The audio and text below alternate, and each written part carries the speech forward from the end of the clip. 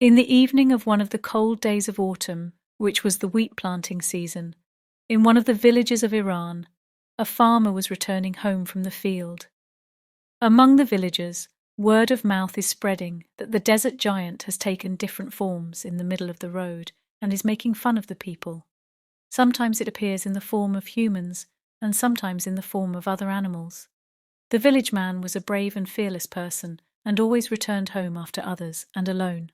On the way, you saw a man who was very well dressed. He said to a villager, "Take me on a donkey behind you so that I can reach home." The village man, who had never seen this person in the village, became suspicious and realized that this was the giant of the desert.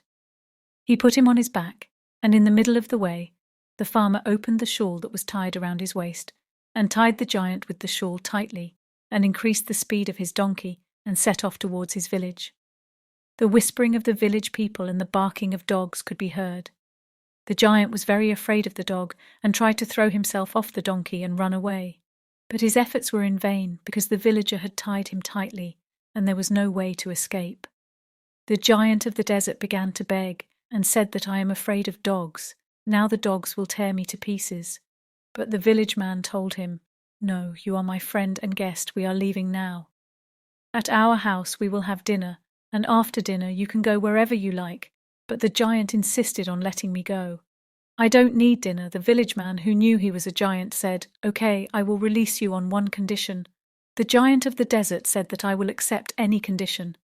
The village man said to the giant, "Promise me and my family to be on earth for generations. Never appear in front of them and do not bother them." The giant promised.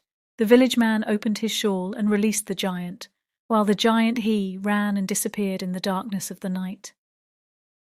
About 200 years have passed since this incident, and I am a resident of that village which has now become a big city, and the descendants of that village man are still alive, and I have asked them several times if this story is true. They said yes, we have never seen a desert giant, because he promised our ancestor that he would never disturb us. Please wait for my next stories.